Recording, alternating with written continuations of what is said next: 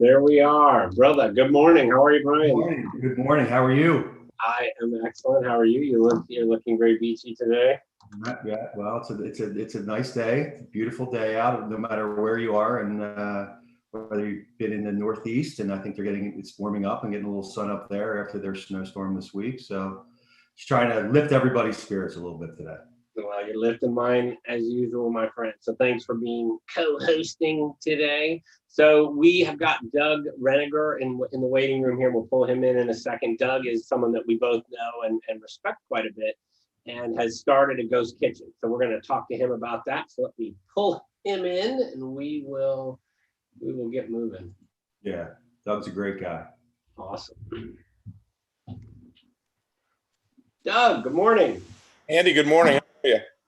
I am excellent. Thanks so much for coming on today. Really, it's great to see you again after not seeing you for quite a while and catching up with you a little bit. So I'm anxious to hear about how you are.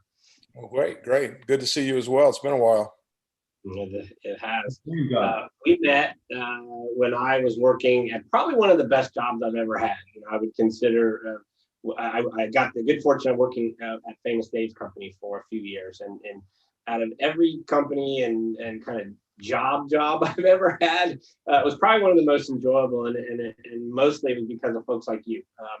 What a great company, a lot of great people who worked there. The franchise community there was amazing, and it was just an awesome experience. So anyway, I would second that. I would say during that time when I was just starting at Singer. God, it's hard to believe it's been 18 years, but 18 years ago, and I started. Famous Dave's was one of my first accounts, and I have a lot of Famous Dave stories over the years, and I've met so many. And it kind of starts. I just want to. Brian, good freeze, Brian. Good freeze, brother. Jeez. The technical fun of these things, is always a challenge. Everyone has to have like perfect internet speed for this to work. So we'll just hope he joins us back in a minute. Today we're going to talk to Doug about how he has started a ghost brand. But before we get into that, Doug, can you tell us a little bit about yourself? Where'd you grow up? I grew up in a military family, Andy, so it's not the traditional. I grew up in the same city and stayed there. I was born in Morocco and stayed there for, I guess we were there for a year. And then my formative years of through the sixth grade, we lived in California in a military base called Vandenberg. And my dad was in the Air Force. And when he retired in 1971, we moved all the way across the country to Orlando. So I really like to say that I grew up in Orlando because that was, my junior high school, and college days, as well as the first 10 years of my career. Since then, I've lived in places like Raleigh, Kansas City, Louisville, Kentucky, Tallahassee, Florida, and then the last 19 years in Franklin, a suburb of Nashville. Awesome. So kind of lived in a lot of places. Sounds like it. I did not know you were born in Morocco. Mm-hmm. How did you end up in the restaurant business? Well, it's probably like most all of us that are in the restaurant business. It wasn't a dream job. It was, you kind of fell into it, if you will. And when I graduated from college, I thought I wanted to be an air traffic controller. Back in those days, in the Reagan days, they had the PATCO strike, and I qualified. And got all the way through the process to only find out that my uncorrected vision was a decibel off, and that canceled me out. And so now I've got to find a job. I was newly married, and I went to work I was standing in line to sign up some softball teams, and the guy standing next to me happened to be a leader of the number one franchisee in the Burger King system. And one thing led to the next. Next thing I know, I spend the next 8 years overseeing a bunch of Burger Kings in Orlando, Florida. And that's what kind of got me going in the restaurant business. From there, I spent the next 11 years with Kentucky Fried Chicken. So I was on the franchise side with Burger King, on the corporate side with KFC, and traveled around the United States for KFC. And then the last 20, almost 20 years with Famous Dave's when we became franchisees and had the Tennessee market. And that's obviously where you and I met. And that's where Brian and I met, gosh, I guess 18 years ago. Yeah, that's where I met his ass as well. Yeah, it's funny. Yeah, it's almost, your story is just like mine. You know, I mean, like everybody's. It seems most of the folks that you know have remained in the restaurant business is because we're lifers. You know, we started there. You know, we all started as dishwashers, that kind of stuff. Almost without question, like almost every person who's, you know, in it for life started just working there, and it just goes to show what opportunities there are, you know. And now, you know, it seems that there's a lot of barriers being put up to keep people from, you know, getting a good start in the business, and it's sad, because that's, I don't know what else I would have done. You know, I tried to get out of the restaurant business a few times, Right. but I guess I just loved it so much, you know. I mean, I don't know about you, but kind of, I always think about the best things that ever happened to me are pretty much in a restaurant. You know, all the things I think about, you know, the funnest times I ever had working are definitely in a restaurant. You know, even, you know, just, you know, working as a cook or whatever, you know, some of the funnest things ever. I met my wife. I met my wife at a restaurant, and, you know, still have her. So, you know, it works out good. Brian's back, so we'll bring his ass back in here. Well, awesome. Well, thank you. Yeah, I just think the same thing. I don't know that you're born for the restaurant business, but once you get in it, if you're able to have a level of success and be surrounded by great people, it's a great opportunity. And it still is, today. It's not changed that way. Definitely. Welcome back. Sorry, He lives. we're Duke power outage out here, so suddenly everything went out, including my Wi-Fi. So my apologies. And I had to go on with my cell phone. So sorry about that. Look at you. Well, it works. So that's good. Thanks for jumping back. Well, Mike, you know, Doug, we wanted to talk to you about the Ghost brand that you started. We've been talking, Brian and I have been talking an awful lot. We've had some other guests on recently where we kind of danced around the subject. We're talking to a bunch of different people in the ghost kitchen business. And I thought one of the aspects that folks talked about early on was ways in which to pivot using, you know, your casual dining restaurant or your other, you know, your kitchen that you already had in whatever way that is, whether it's in the back of a hotel or, you know, wherever it is, and trying to get more income out of it. And I know that you started your own digital brand. Tell us a little bit about how you got to that decision and where it came from. Well, like most things, Andy, you know, it was overnight success, but the truth be known, our little jaunder into this ghost kitchen perspective really started before ghost kitchens were even talked about. And what I mean by that, we had a restaurant that was struggling in sales.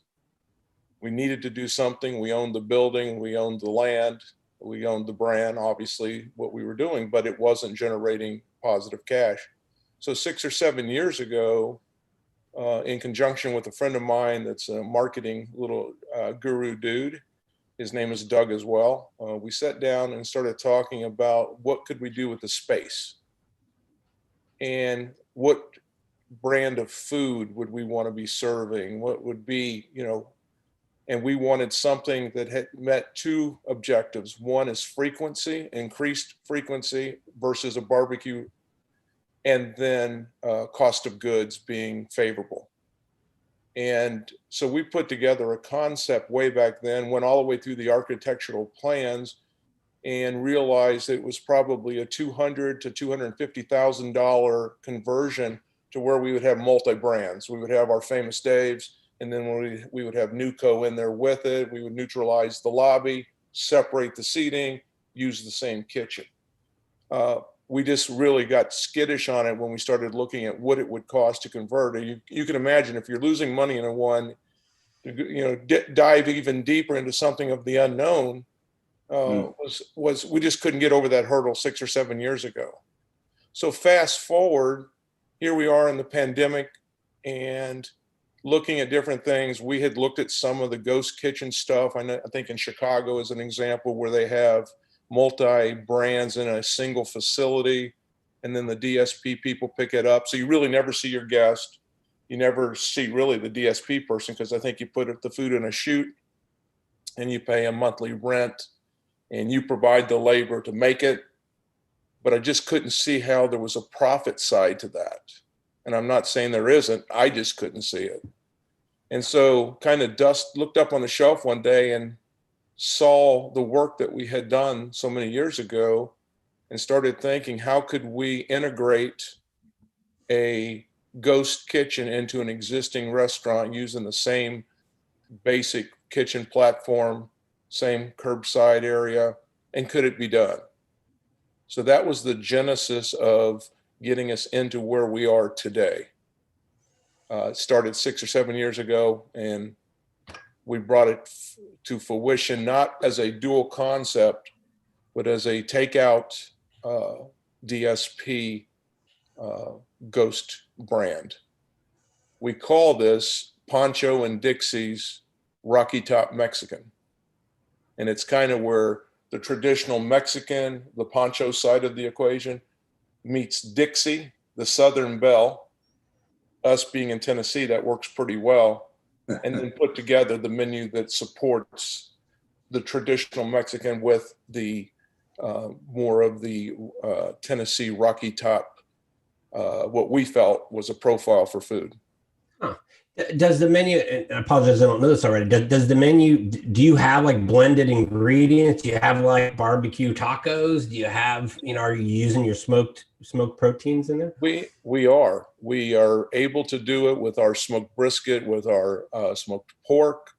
We don't use the same chicken. We use more of a traditional Mexican prepared chicken, but no, there is some crossover, which helps obviously utilize what you have already.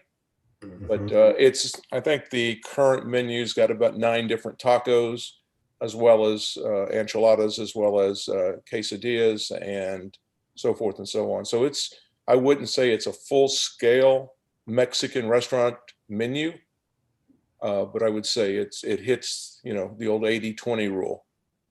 And so right.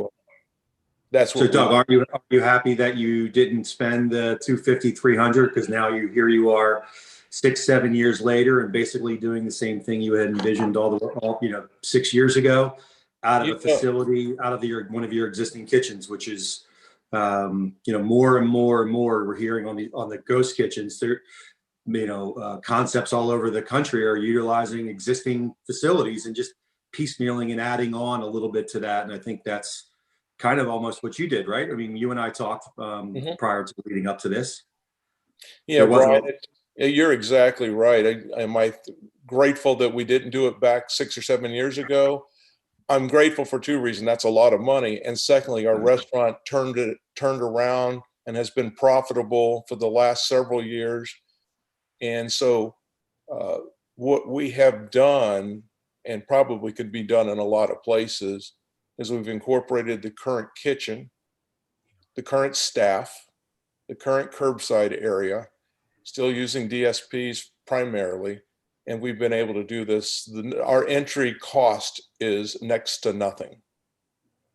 And so, yeah, I mean, it's a complete new revenue stream. Businesses we have talked about for years are all about revenue streams, whether that's back in the, I say, not even back, but famous days, how much we would, focus on to go when we were building new stores. Andy, I mean, how many times did we redesign a to go, a takeout area? And Famous Dave's had a sizable takeout area, before the, they've kind of come back around.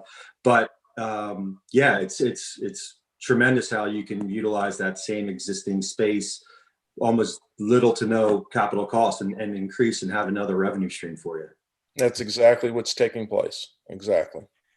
Well, there's a bunch of different ways to think about that. One thing you just said, Brian, is revenue stream, and that's come up a lot lately in thinking about how to divide up your business into different categories. When you think about all the different revenue streams or potential revenue streams, it's interesting. It's kind of a change of paradigm to kind of think about whatever opportunity you have as a completely separate component. When you're standing in a restaurant, you tend to think, or any business, you're thinking about its entity, whatever it does now, as opposed to, okay, well, here's this room, what can I do with it, and how can I operate them, different things out of it completely separately. Somebody called it channels on another podcast that we had. We were talking about viewing, takeout business separate from delivery, separate from, dine in. Those are obvious things, but when you think about the customer journey of each one of those things, it opens up possibilities to how to make sure that you're taking advantage of each one of those as they were standalone. So the interesting thing to me that you've done is, with your digital brand, really, is it forces you to think about it 100% on its own, right? You're not relying on anything that has to do with your individual thing, which brings up the next point. It's a digital brand. Nobody knows who it is. It doesn't have a storefront. Generating demand for that is got to be the number one kind of question. So how have you generated demand, and what are you thinking about how to manage that going forward? Andy, that's the $3.98 question. Is even for existing restaurants, is how do you get the word out of what you're doing? And it is difficult. We started, I guess, operations about 9 weeks ago, and we started out with your basic use of Facebook as well as Twitter and Instagram, those kind of things. Offering you tend to, if you're bringing on a new brand, you're going to offer something to get people to do trial on it. Ours has been a free delivery on the different orders. If you were standing at the restaurant, you wouldn't know there's a ghost kitchen there. So it's all been done on social media. And then obviously when people like it, it gets liked and so forth and so on. I think we are the beauty of what we're doing is we're generating the revenue without ever addressing some of the other revenue centers, AKA catering, which we do a lot of catering anyway, but it's a natural and a very simple way to generate more revenue is turning on the valve for catering. What we're waiting on, like everybody else in the world, is to get some of the restrictions and get rid of the pandemic so that catering comes back to life. But it will be a natural to do catering out of it. There's a lot of, you can only imagine the pans going out with the rice, the beans, and the proteins, and it will work very well. And then we're just in the process of allowing people to call the restaurant, place the order, come to the restaurant and pick it up, in addition to DSPs. DSP is a certain guest. I personally am not one of those guests because, it's just probably my age and so forth and that, but there's a lot of people that love DSPs, obviously, but there's a lot of people that don't mind coming to the restaurant. They don't want their food out of the hands of the people that prepare it. Yeah. So we've got a couple more revenue streams that we will turn on here in the coming weeks, and depending on when COVID goes away for the rest of it. But so I'm very optimistic of where this thing goes. You raised a bunch of different points in there. I want to touch on a few of them. So back to, kind of generating demand. You said you started a pretty aggressive, kind of social media campaign on your normal things. And then you obviously have third-party delivery apps that are circulating it. I was talking to somebody yesterday who's pretty experienced with this from a large chain perspective. He was telling me how they get onto what the carousels that are within there. So you get lists. I don't know how that really works, honestly, about how do you get on there. And then you mentioned something that he also said was, offering discounts, I guess, on first time uses, that kind of thing. Because you have no presence, there's nobody knows what that brand is, and it's got to be difficult to a certain extent. Now I know, from my 30-year-old son, I was talking to him about this just the other day. Where he's in Atlanta and he's in a market, and he ordered some Mexican food on Google. What was it? Their app that directs you to his thing. And that's how they found it. He goes, well, I'd never even heard of this place. We just ordered from it. because the menu looked decent. And I don't think he said that there was a discount to get him started on it. But once they had done it once, then, then they were repeat users of it. You told me when we were talking the other day that you had some more customer forward ideas about how to get the brand a presence. Did you say something about a truck to me or doing some pop-up events? Yeah, we have, again, exposure is what you need. And then on the other side of that, Andy, is with any restaurant, you better deliver the goods. There better be high quality food involved. There better be high touch service and all of that. But you also need things. And we have, in fact, it goes in, I think it's tomorrow, actually, a 1950 something truck that looks like it's been in the field for 100 years. And it's going in place with signage on it, and it really looks cool. People will look at it and it will draw attention, and then it's our job to tell the story of the ghost kitchen. Because you're right, I think more and more people are hearing the term ghost kitchen, but what does it really mean? And we don't want to confuse our guests that, hey, yes, we're still Famous Dave's and we're still all about the best barbecue in the world, but we have another option for you. We're doing also bounce backs on thank you cards. We're offering our muffin tops as a thank you gift on the first purchase or the first few months, where when you order an entree, you get a muffin top as complimentary. But again, it's trying to get the word out. It's trying to get the visibility. And I'll tell you, the biggest fun thing is how much your staff likes the food. And they're as big a communicator to the community as you can get because they live in the community. Mm-hmm. And so it's been exciting. You kind of know, everybody in the restaurant business knows if you bring out something new and your staff doesn't get excited about it, it's probably not going to work well. Well, we're just the opposite. Our people are loving the food, and that's exciting for me to see that, because I do know that's an important part of it. I mean, that really is what brings them back, right? I mean, consistently, we talk about this all the time, and delivery and third party, and we talk about it so many times in ghost kitchens or not ghost kitchens, is, the quality of the food at the end of the delivery process. They're not thinking and they're not blaming Uber Eats or Grubhub or whoever it is. They're thinking back to your individual brand, and that's where that lies. So getting good quality food in the hands of our customers who are going to be repeat customers is vitally important. So it's something I'm sure you focus, a lot on, because at the end of the day, it's all about the food, right? It's not about it really anything else. One plate at a time.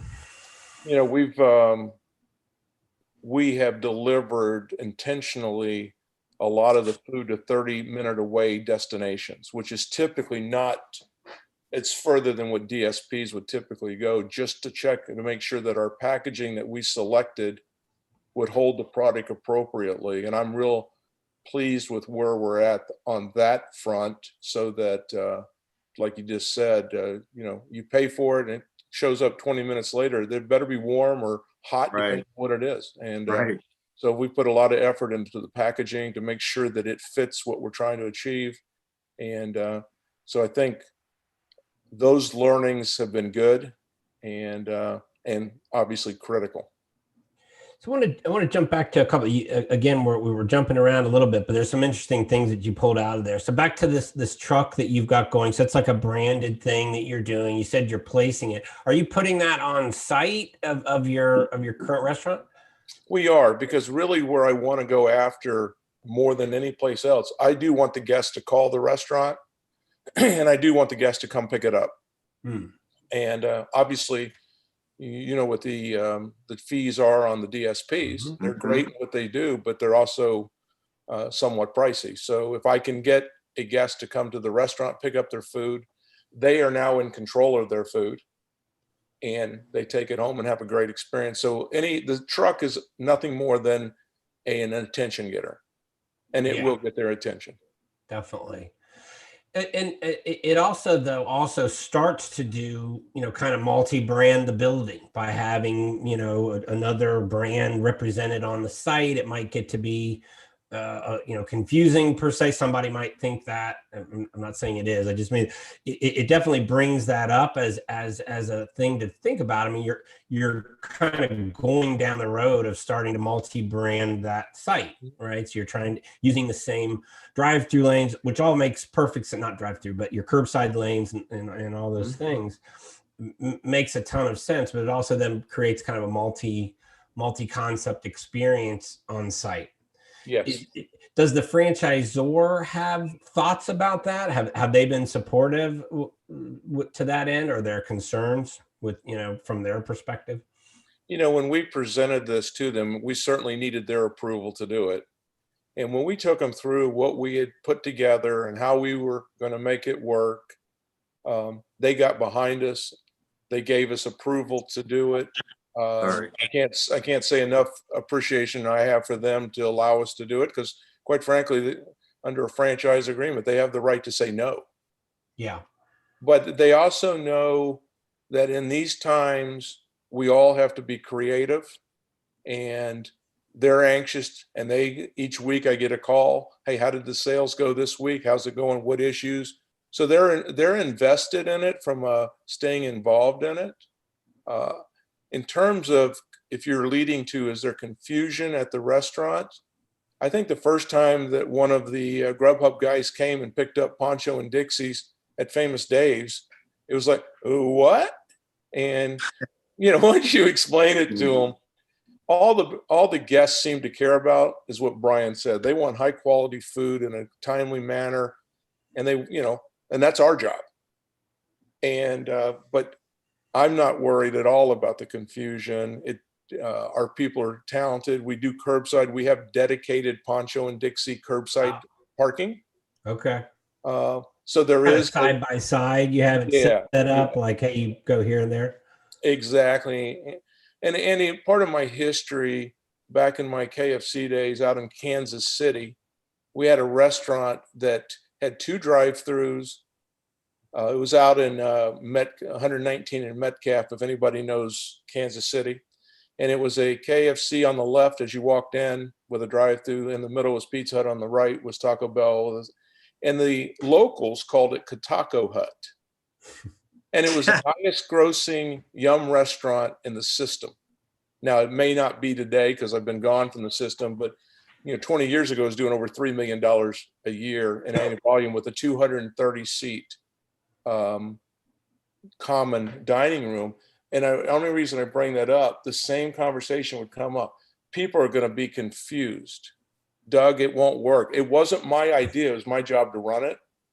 And I said, well, as soon as I get the first complaint about the confusion, I'll call you. And I oversaw that restaurant for, I think, 6 years, and I never had a complaint. Never happened. People are smart. People are smart. They figure it out. That's operators. That's what I always said about operators. That, you give them a kitchen, and whether it might not be perfect or ideal or whatever it is, they figure it out how to make it work inside of their concept and their menu. So, yeah, Doug, you've always been that way. Yeah, I think you do workarounds. If it isn't absolutely perfect, you figure out how to do it so that it works well. Right. But our franchisor has been great, Famous Days of America, and I'm thankful for them that they would let us do it. They're keeping a close eye, like I said, because, if it ends up being successful, I don't doubt that they will want to do something similar for themselves, because they got a lot of boxes that are big and have space too. So yeah. This restaurant that we're doing it in, by the way, Andy, is 5,500 square feet. Yeah, and so it's not a huge restaurant. It's, maybe a tiny bit smaller than your average, casual dining restaurant. Right. But it brings up a question, and we've been talking about this a lot lately, the ability to multi-concept in a unit like that and have it operate visibly, so that there's walk up ordering and, shared dining rooms, that kind of thing. The way you were describing kind of those first multi-concept fast food, operations that were done, it was very much half and half branded buildings. It was like A&W on one, fully branded buildings on one side. So when you looked out, from the street, from a guest perspective, it looks like they're just sharing a building, as opposed to the kitchen. And it probably never even occurred to a guest that the kitchen was the same, I would assume, because it didn't really, to me at the time, it just looked like they were sharing a building, two brands. And it does bring up the idea of doing that. Brian and I've been talking, we had a whole conversation about that, very recently. And is that possible? When you start to take one building and then set up different on-site delivery things, most of what you have described has been done with others 100% digitally. So there's no pickup, there's no, kind of curbside for that ghost brand, which, see, as you pointed out, is a lost opportunity, right? You want to transfer those guests.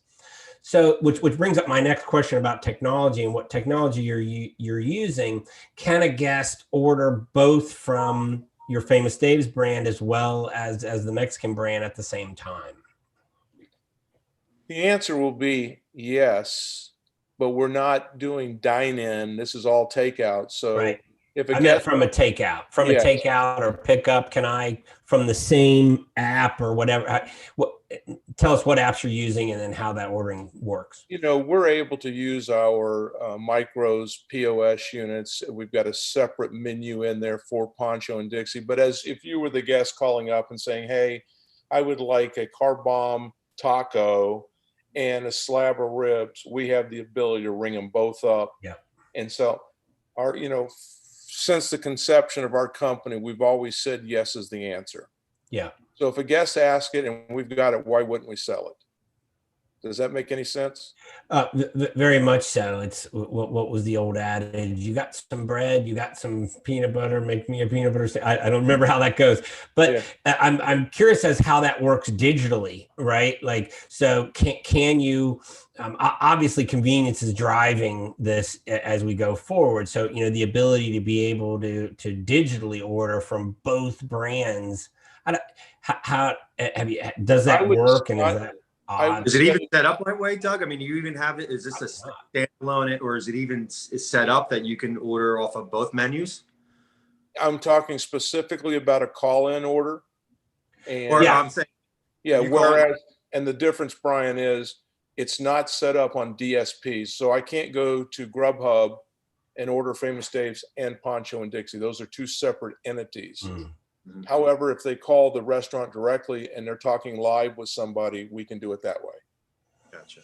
And then from a technology standpoint, Andy, our goal when we got into this, let's be minimalist. Yeah. Let's not go create a whole new POS system and spend all that money. I'm in the business to make money. Now we use Sky Tabs so we can, run to the cars and they can pay through a handheld device, that kind of thing. But there is really, from a technology IT perspective, we're not in the position where right now on a normal Famous Dave's and probably any of the other concepts that are listening, they can tell you what their ideal versus actual food is on every protein, on all their stuff. Right now, that isn't the case with Pancho and Dixie. We're flying blind from that perspective, but that's intentional. Again, let's get it up. Let's get acceptance to it. Some of those things come with a pretty big price tag, and let's first make sure that we're pleased with where we're heading, and then we can delve into that. Because ultimately, you do want to know. We know our food costs, but we'd ultimately like to know the good, the bad, and the ugly. But at this point, we haven't delved and went through the expense of doing that. Yeah. I don't really know if it makes sense or not. It was just kind of occurred to me right away that, there's a big advantage, I would think, to a guest who knows you and says, oh, geez, if we order there, we can get a few different things. I can just pick up the phone and call. With the younger generation being so reluctant, to talk to a human being, they want to do everything online. I'm not suggesting, I have no idea whether that's a smart route to go. I can think of 100 ways that would be difficult, confusing to the guests, and how the technology platforms are not set up, to do that. And it makes perfect sense. I'm just kind of trying to imagine in my head, how can we get folks to, conveniently order online from both of your brands at once.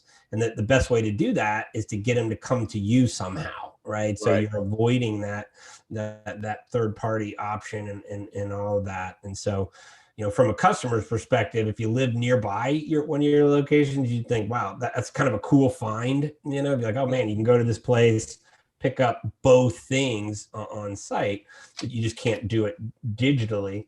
You could, of course, by going to your Grub Hubs or whatever third party option you use, and ordering from both, and then having them delivered, and then it could potentially end up on different drivers and all that.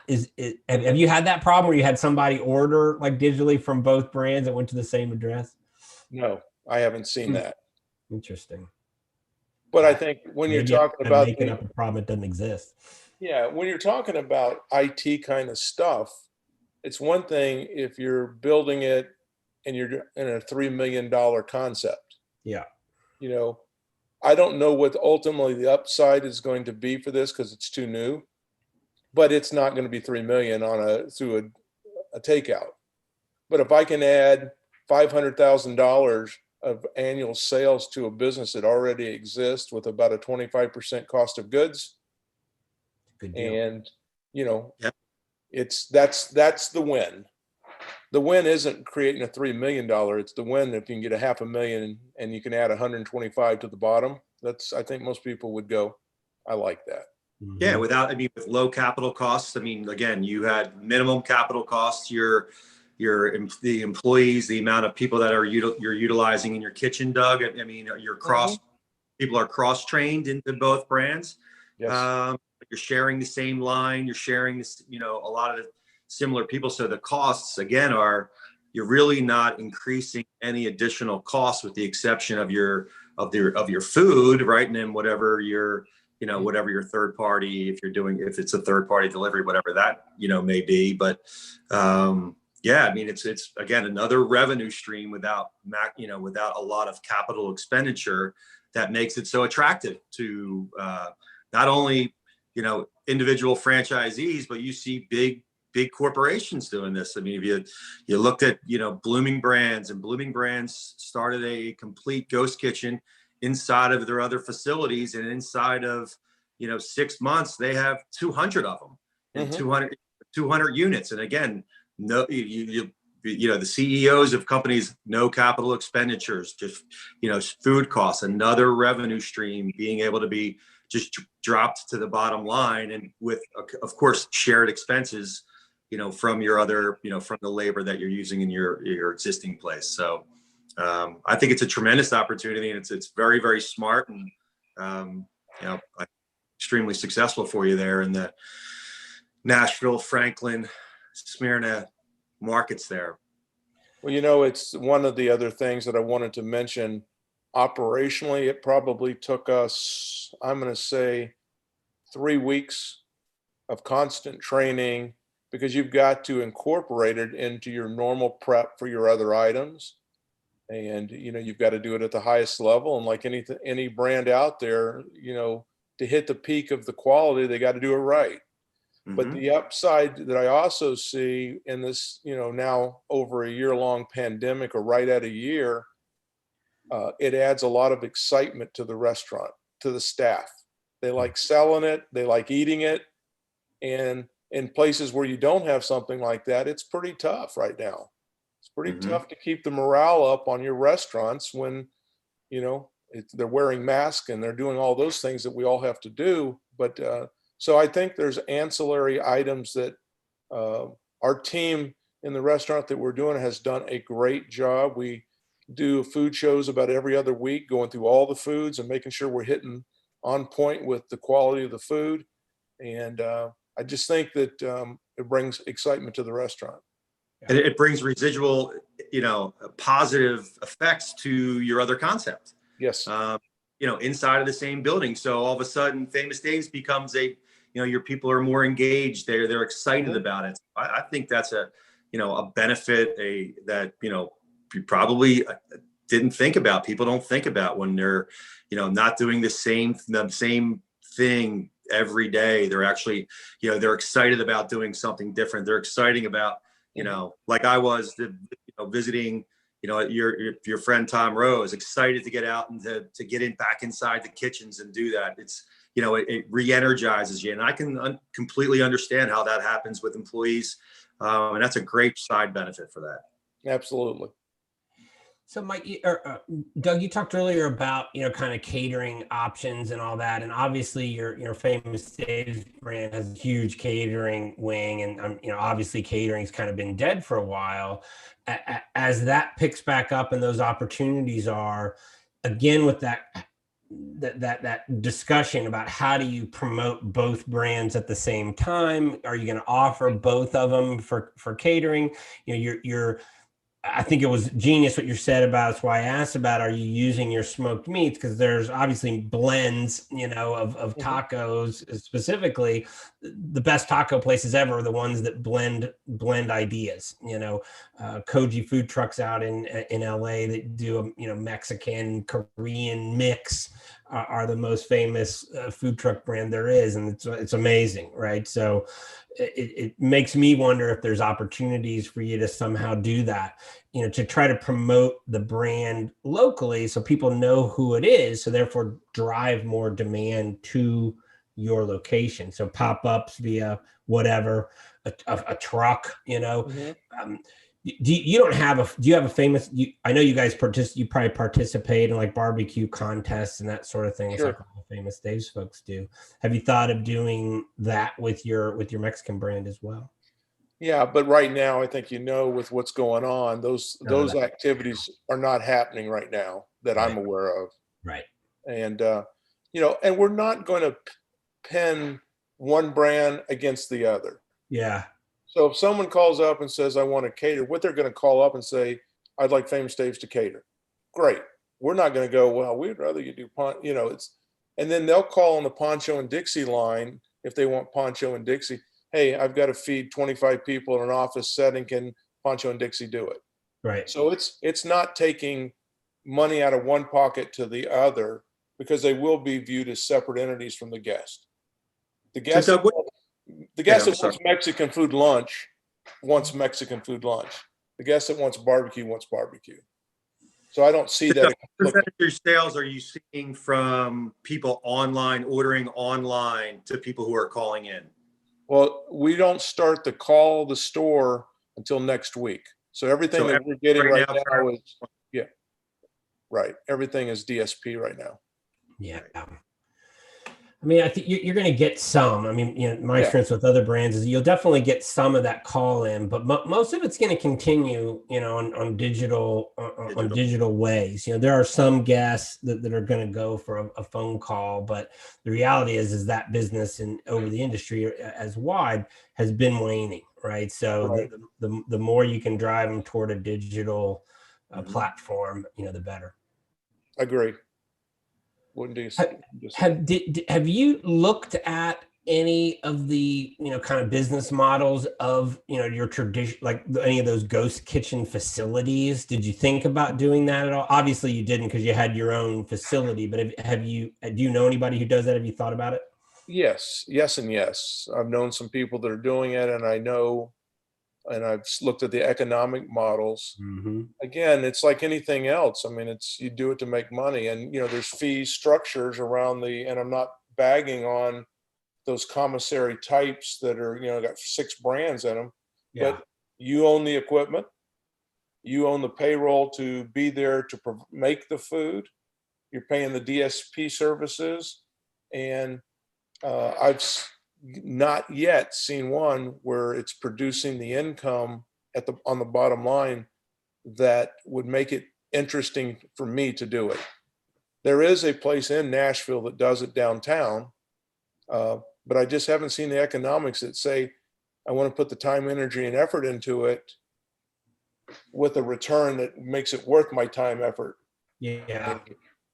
Yeah, I think that it seems like there's might be 2 aspects to that. It's brand awareness in a community. Like if people start to want your brand in different parts of town, it may make some sense to do it. But I'm curious about that business model as itself. Obviously, the fees are going to make it difficult to make that work. And I'm with you. I haven't heard of anybody. We're actually having a guy next week on who has a brick and mortar store and went ahead and did one of those. He's got a kind of a gourmet burger concept and he's in it. I'm anxious to hear how that's going for him.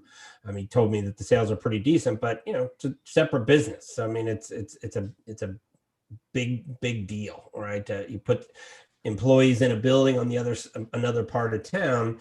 However, if that gets your brand name out in your community, as opposed to building a building, somewhere else, I don't know, maybe it generates demand in your town overall, which kind of leads me to the next question, Doug, have you thought about this brand, or do you think it's something that you would ever do on its own? Is this a fast casual?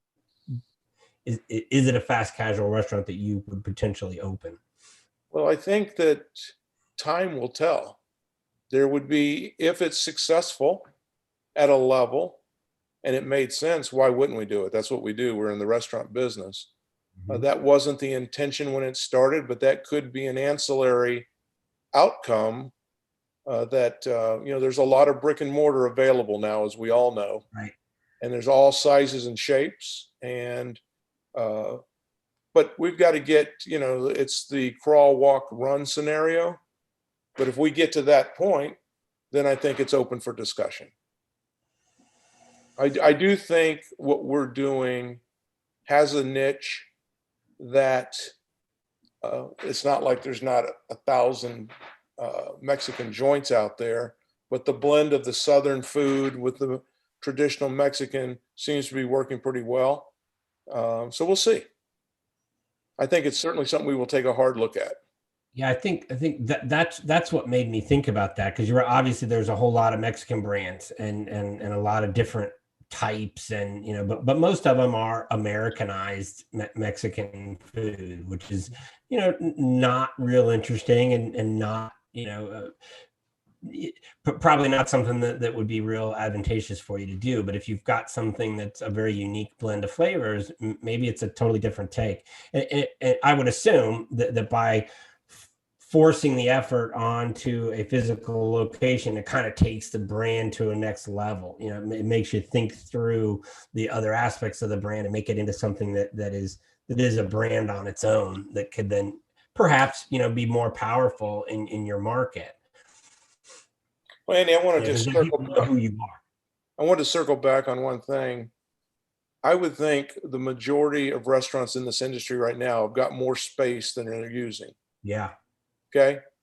So from my standpoint, I don't want to create another issue. I need to solve the one I have. Yeah. So rather than going out to some of the commissary-based deals that may work fine for some people, it's great for them. What can I do in my brand? Yeah. I own the brick and mortar. Whether I own it or lease it, I own it. So doing what we're doing is the attempt is to make it a win for the brand itself, the Poncho and Dixie, and for Famous Dave's. Mm-hmm. So that's one of the reasons that I'm not too anxious to go out and just create something elsewhere. Let's prove it here. I can tell you operationally, we can do it. We are doing it. So I'm past the part about I need 2 slabs of ribs and I need 4 tacos. Oh, we can't do that. Oh no, we can do that. And we are doing that. Yeah.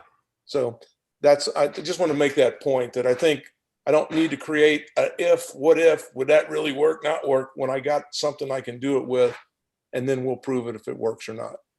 Yeah, that makes an awful lot of sense. Obviously, you have a business to run, and as somebody else pointed out to me yesterday, there's really no reason why you couldn't, once you kind of figure it out. I mean, who's to say you couldn't create additional brands to operate out of the same facility?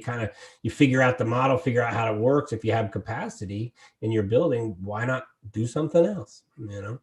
Well, you touched on it as well, just the benefit. I mean, it doesn't take another general manager, it doesn't take any more managers. We've got some dedicated staff that prep the food and make the food, but it's until the revenue gets to a point, it's almost just using what you already have. Right. Which is obviously financially beneficial. Right. Makes tons of sense. All right. Well, I feel like is there any other things you want to share about this? Did we touch on enough info today? I appreciate your time and don't want to keep you on all day. I know you got a lot of businesses to run. No, I'm actually always available if you got questions on it. If anyone listening is in the Nashville area, it's out in our Smyrna, Tennessee location. You pull up right now, you won't even see anything to do with Poncho and Dixie. But that'll change here as of tomorrow, and some signage comes in and so forth and so on. But we'll see. Again, I'm not here to claim success yet, but we're encouraged. Awesome. That sounds awesome. Maybe we could check back with you, Sure. in several months and see how it's going. See what you've learned and what people can avoid, and how to do this and how to get it started right. Perfect. Awesome. Well, with that, we'll say goodbye to Doug. Thanks a lot for your time today, Doug. I really appreciate it. You're welcome, Annie. Good talking to both you and Brian. All right, bro. Take care, man. Well, I thought that went pretty well, Brian. What was your learnings today, my friend? Well, I mean, I think there's obviously several things I think we learn out of it. One of the things that is when, people, again, secondary business for Doug, low cost, minimum cost. So it's an additional revenue stream. I think there's two separate points here. The Ghost Kitchen is mostly about the digital experience. I don't know the call-in experience is really relevant in that in that case. But I guess we'll see how that goes, because I think the people who are utilizing the Ghost Kitchens, the digital experience, are a different customer than the people typically who are. And I say this from from an age perspective. There's probably 18 to 34, maybe that's extended a little bit more now, are using that digital experience as opposed to physical. Like you mentioned during the call, they don't even like to talk. Some of the generations everything has been on their phone. Each other. Yeah. Everything's on their phone. Everything's on their. So it's a different experience and a different customer, I think, than somebody who's going to physically call in and say, "Hey, I want one concept over another." So I think I don't think we're going to have to really figure out, how the blur, those lines kind of cross, so to speak.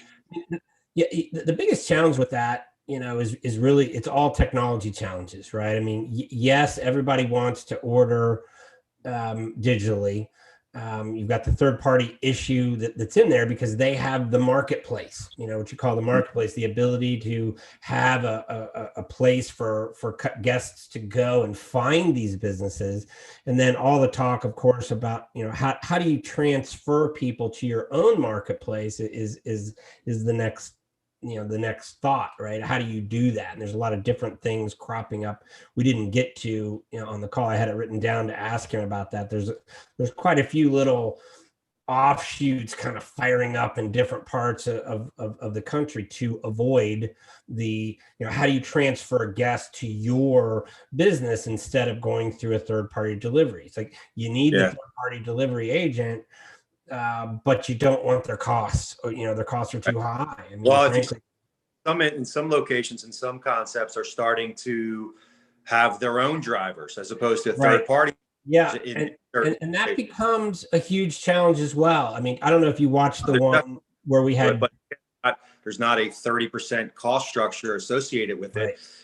Control the costs a little bit. And again, and maybe in a co-branding situation, you can spread those costs across two brands as opposed to one brand. So I think those are things that you're just going to have to figure out and massage as we get down the path and on the Ghost Kitchens and how these are working. And because it is, as Ghost Kitchens, there's not there are new facilities going up, but there is a lot of shared spaces going on, and that's extremely common as well. Yeah, we're going to talk next week to Chef Shannon Toon. He's going to be on with Brian and I having this conversation. Shannon is a guy who has all of the above. He started out in a food truck, then he opened in a food hall, and then he has a brick and mortar store, and he also has one of these facilities that he's operating in, you know, a ghost kitchen facility. So it'll be interesting to talk to him about how all of those things are working and how it's making sense for him. So with that, yeah, it'll be a good conversation. You know, there's so much that we just touched on. There's a bunch of stuff I was just thinking when you were talking. You know, starting your own delivery service, you know, it works for some people, but not others. We had a really good delivery call one day, which we had a guy who's kind of an expert in the topic, and then we had an operator who's in Toronto who has a sandwich shop. She was saying, "Hey, look, the third-party deliveries are excellent partners for me. I get, you know, I would need 30 of my own drivers at noon to handle that aspect of my business. That's not even possible." So those kind of things, when you talk about, you know, it makes a lot of sense to say, hey, or it sounds like it makes a lot of sense, we could have our own delivery service. Not always really doable for, you know, if you're you know, getting lunch to somebody. You know, I know another operator out in LA who during the pandemic, they kind of shut off all the third-party delivery and they started their own, but it was mainly for much larger orders. So they were going around doing what most people would call a smaller catering order. They were doing that, you know, with their own folks, but not so much, you know, it's not the same, you know, as relying on, you know, lunchtime where you would need 30 delivery drivers to handle that. Right. Right. It brings up a lot of stuff, but all right, man. Well, with that, we will be talking again next week, and thanks my friend for joining me today. Great. Let the journey continue. And now you get the closing video here that I've got for us today. We will see you soon, my friend. Love it. Everybody log on to Resolute.